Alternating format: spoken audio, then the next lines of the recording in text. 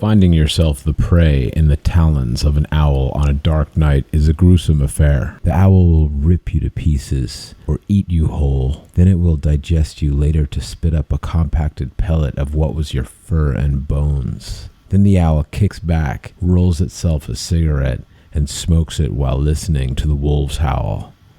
This is the smoking owl. This is a true story posted by the user kaaymarieee on Reddit.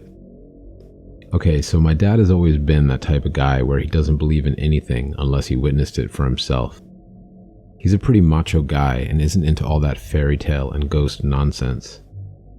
Yet that all changed for him one day. It was about 2:30 in the afternoon when my dad came home. He works the night shift at the old El Reno prison. He says it's a pretty laid-back job for the most part. He'll usually drive around the prison in one of the guard trucks and keeps watch in the towers, but one night he was sent to do a sweep in the chapel, as in, make sure no one was there who's not supposed to be.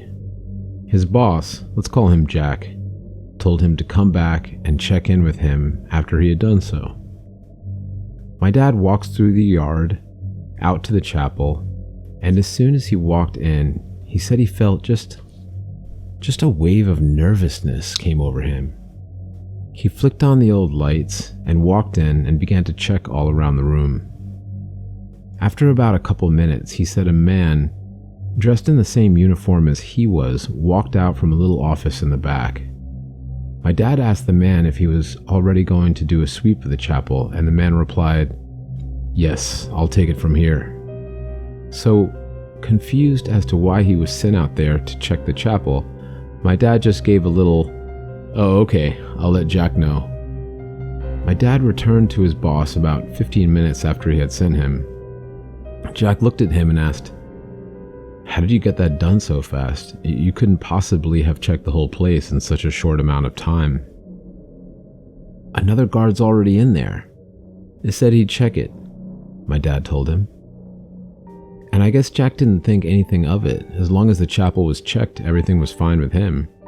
Well, this is where the story gets a little bit creepy.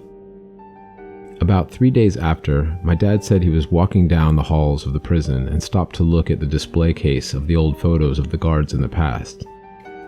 As he was browsing the photos, he said his heart just sank and his blood froze.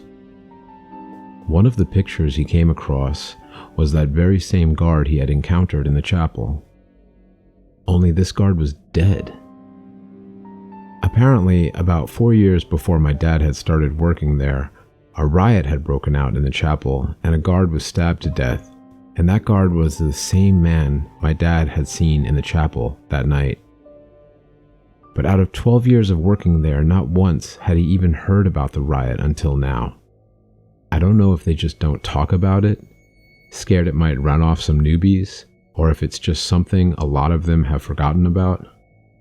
All I can say is my dad is now a firm believer in the paranormal, and not once has he ever gone back into that old creepy chapel.